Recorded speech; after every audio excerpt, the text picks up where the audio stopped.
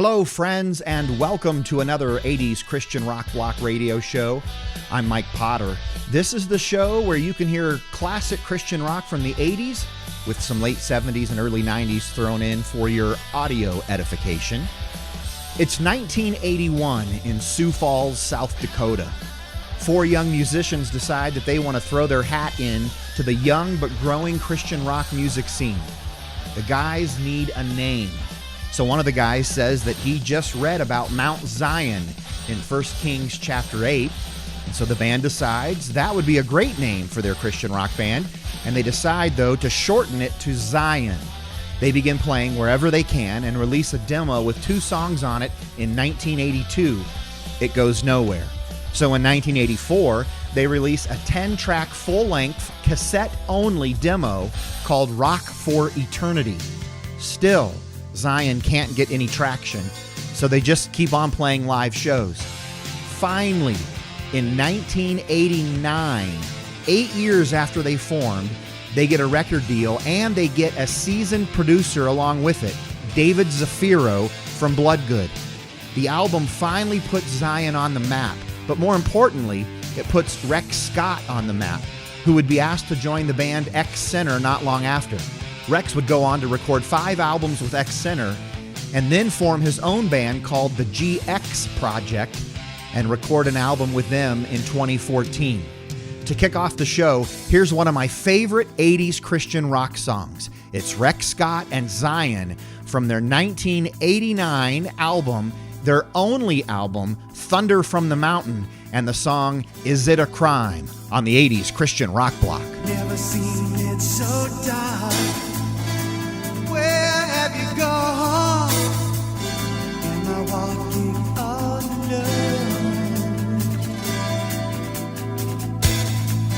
I remember all the good times we had together, and I wonder where I went wrong. I need to feel your touch. I need you here so much. I look everywhere, but I cannot find. I need to have you here. Without your love, I lose my mind. Is it a crime?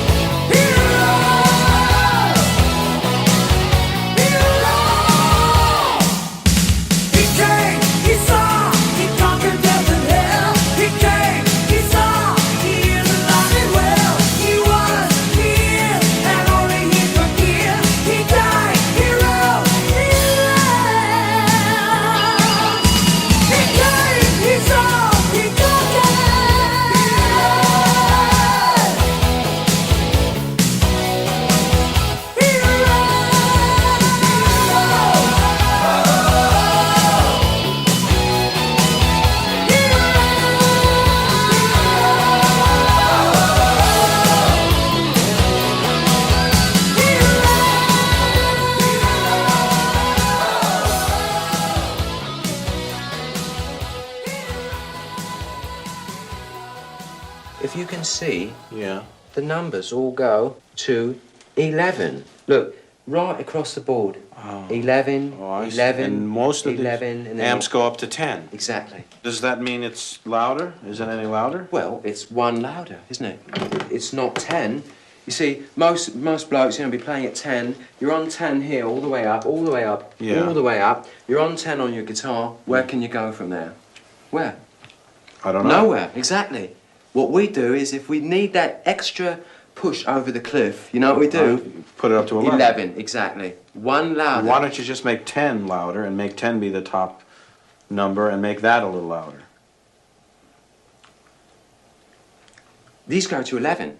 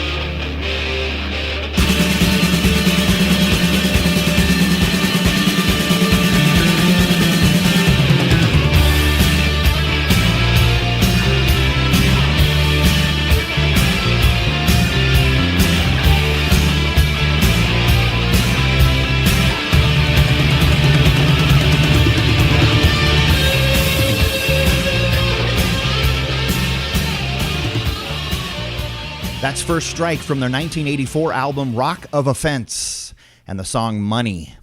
These guys were cutting edge in 1984, releasing a hard rock album back when it was either Christian rock or Christian metal.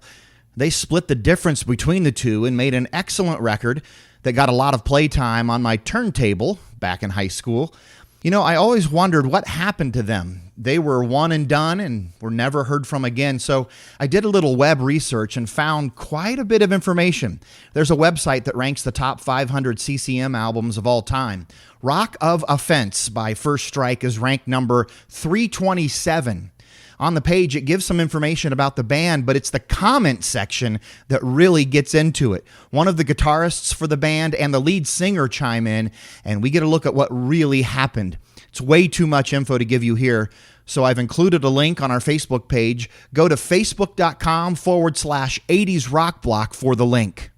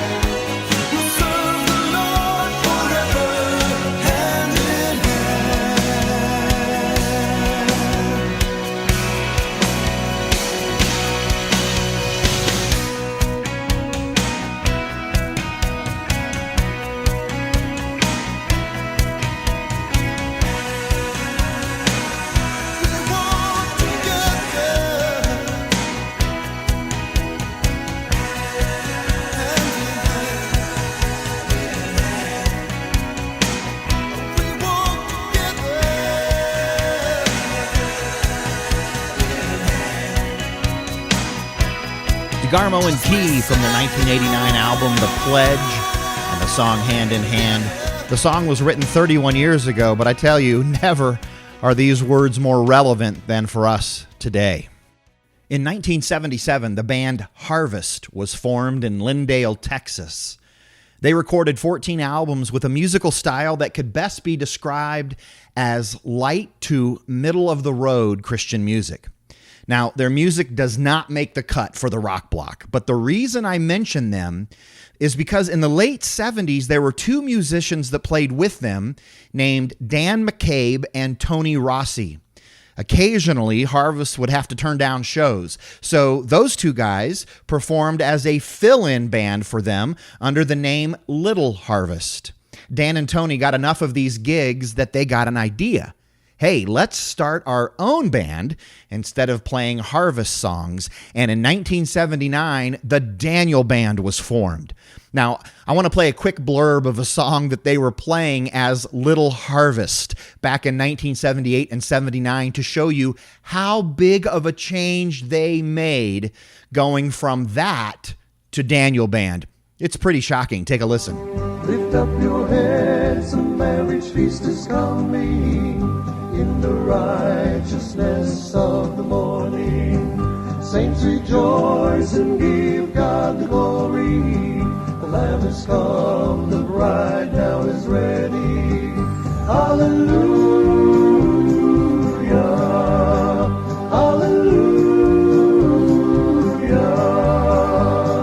Resurrection morning, resurrection morning, resurrection morning. Thank God Dan and Tony broke free from the shackles of light rock and unleashed the rock and roll that was buried deep down inside of them. In 1982, a wealthy Christian family whose kids had been impacted by Daniel Band's music told Dan and Tony to record an album and send them the bill. The album is called On Rock, and here's a song from it called Never Again on the 80s Christian Rock Block.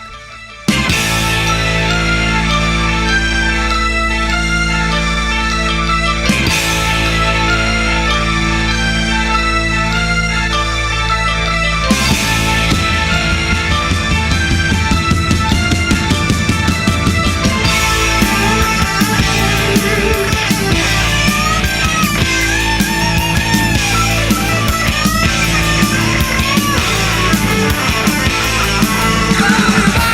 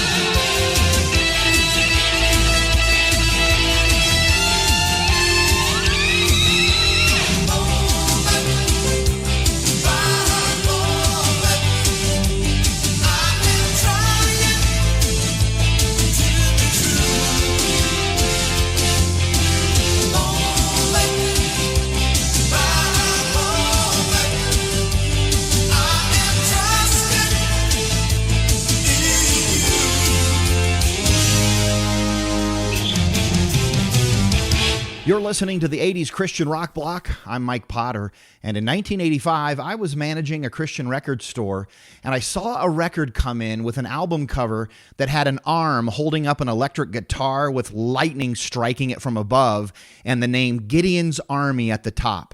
I had never heard them or heard of them, but the album cover was enough for me to fork over the $11.99 plus tax so I could listen to it, and I'm glad I did. The album is Warriors of Love by Gideon's Army, and the song I just played is Moment by Moment. So what happens when a member of a popular contemporary Christian trio wants to turn it up a few notches? What happens when the other two members of the trio are his sisters? And the three of them are popular because of their incredibly tight and intricate harmonies. Well, you do what Matthew Ward did, and you stay with your bread and butter, which for him was the trio's second chapter of Acts, but you venture out on the side to record rock albums in your free time. Now, I will admit that I have a couple of second chapter of Acts albums simply because I think Matthew Ward has one of the best voices in 80s Christian music, which means because he recorded a number of Christian rock albums in the 80s, I think he has one of the best voices of Christian rock in the 80s. And that leads me to this episode's poll question. Who do you think was the best 80s Christian rock singer? Log on to facebook.com/80s rock block and cast your vote and keep it in the 80s. We're looking just for 80s rock singers. So here is Matthew Ward, who I think is one of the best Christian rock singers of the 80s, with the song Put on the Armor from the 1986 Armed and Dangerous album. Oh, there are thousands who have lost their way, and oh, they have lost the will to fight. Oh, they have listened to the adversary. Oh, they've begun to lose their sight, capturing the souls of man, bending eyes from master plans, roaring like a lion to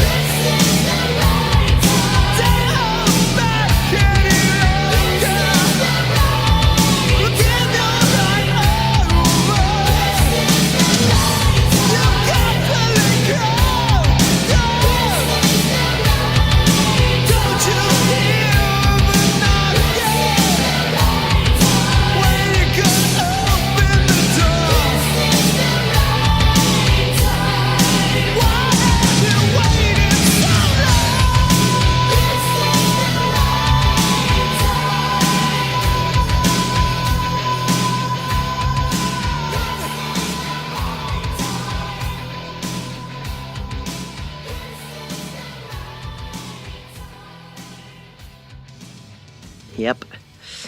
I said it before and I'll say it again. Life moves pretty fast. You don't stop and look around once in a while, you could miss it.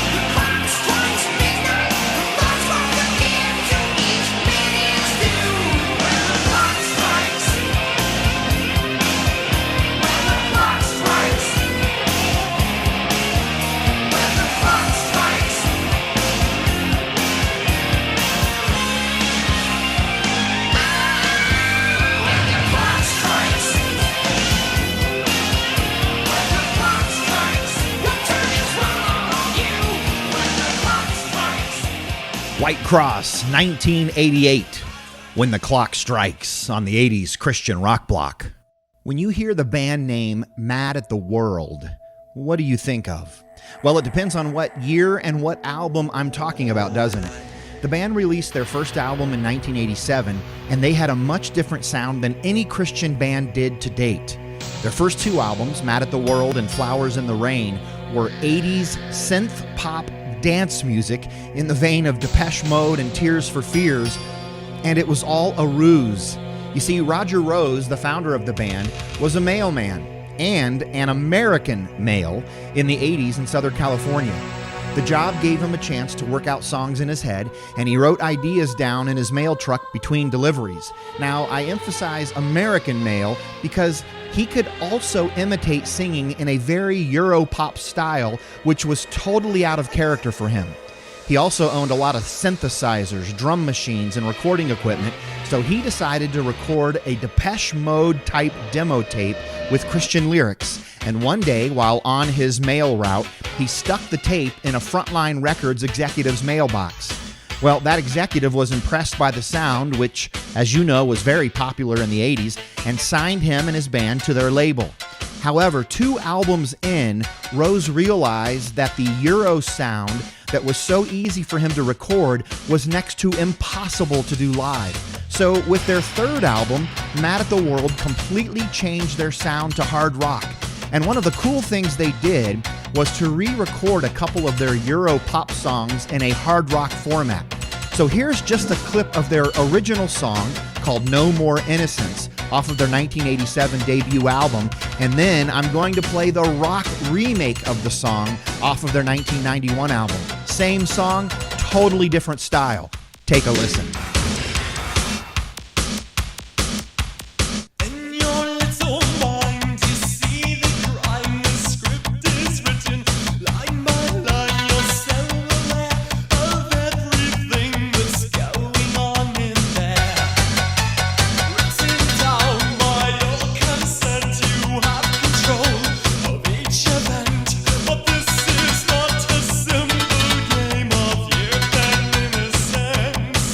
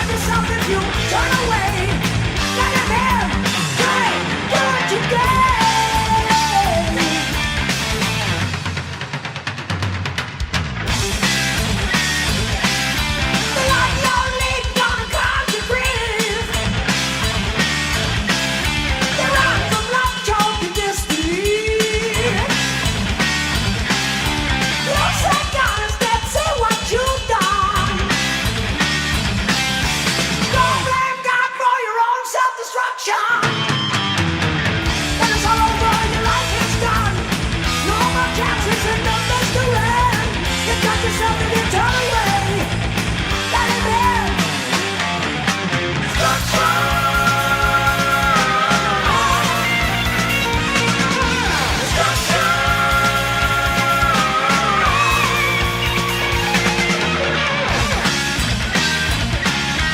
You think life is cheap? Well, I got some news. Jesus Christ paid a high price for you, yeah. Die a sinner's death, see what he's done. Don't blame God for your own self-destruction. When it's all over, your life is done. No more chances and no place to run. You got yourself if you turn away. Let him in, good to die. Destruction. Destruction. Destruction. Destruction.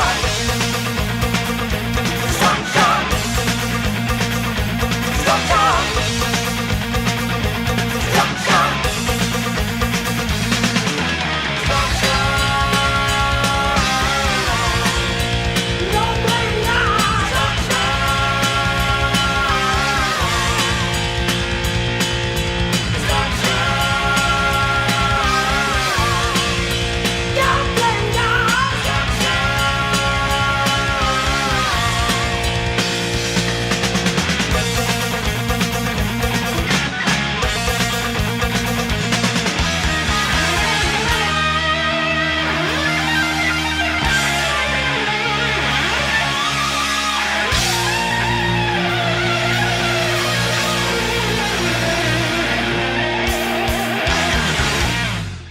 This is the 80s Christian Rock Block with Mike Potter. Make sure to answer our poll question, who do you think is the best 80s Christian rock singer? Log on to facebook.com/80s Rock Block and let us know. When I'm down and I'm cold and the blues have taken a toll and it looks like there's nowhere for me to go, I feel the passion, I feel pain, and it looks like I'm gonna lose again. So tell me, who's gonna stop the rain? It's gonna be you.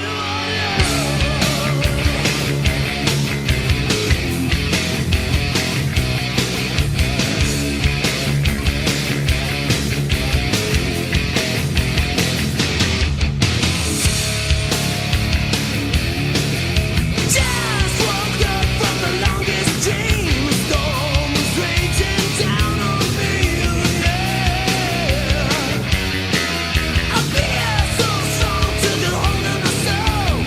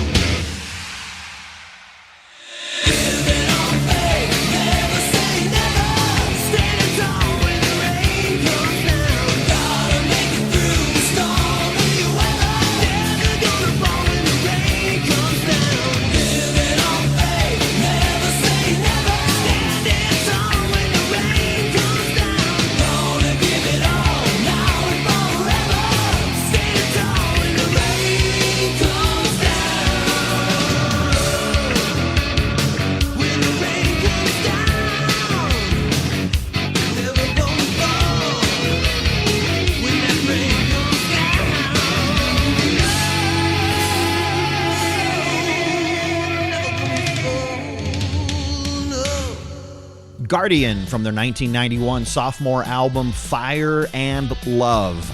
It was their first album with former Tempest lead singer Jamie Rowe and new producers Dino and John Elefante.